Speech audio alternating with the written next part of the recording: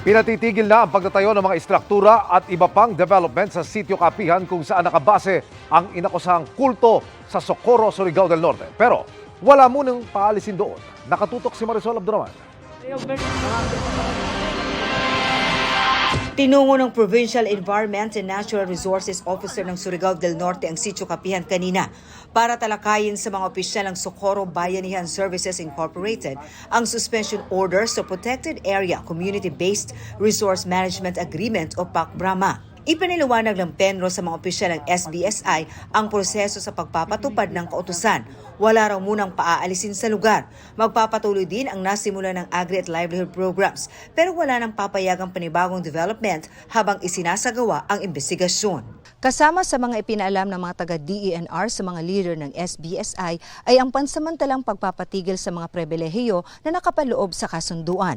Kabilang na nga rito ang pagpapatayo ng mga estruktura sa loob ng kapihan.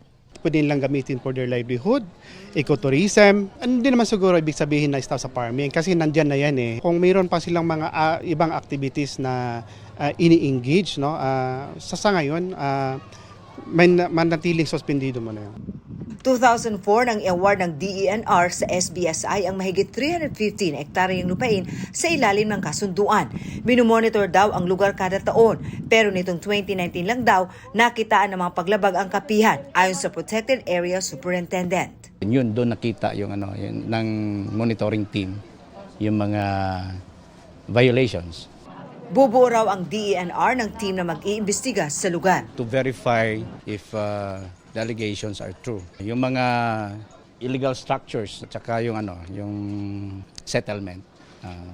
Settlement. Kasi supposedly walang settlement within the PAC-BRAMA area. Tila nabunutan naman ng tinik ang ilang nakatira sa Sitio Kapihan. Mas naliwanag ko ngayon sa ginagawa nila na tatakot kung anong mangyari. Yung ibang kasama ko dito, ma'am, sa Kapihan, hindi talaga makatulog.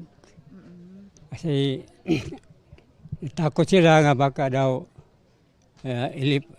palipatin sa ibang lugar. Hindi pa masabi ng DENR sa ngayon kung kailan uumpisahan ang imbestigasyon sa Sitio Kapihan. Sinabi naman ng SBSI na hindi nila pinipigilan ang kanilang mga miyembro na gusto nang bumaba. Samantala, isinurrender ng SBSI sa PNP kahapon ang replika ng mga baril na nakita sa loob ng Sitio Kapihan. Mula rito sa Socorro, Surigao del Norte, para sa GMA Integrated News, Marisol Abduraman, nakatutok 24 oras. Mga kapuso, samahan nyo kaming tumutok 24 oras. Bisitahin at mag-subscribe sa GMA Integrated News sa YouTube. Sa mga kapuso abroad, bisitahin ang GMA Pinoy TV at www.gmanews.tv.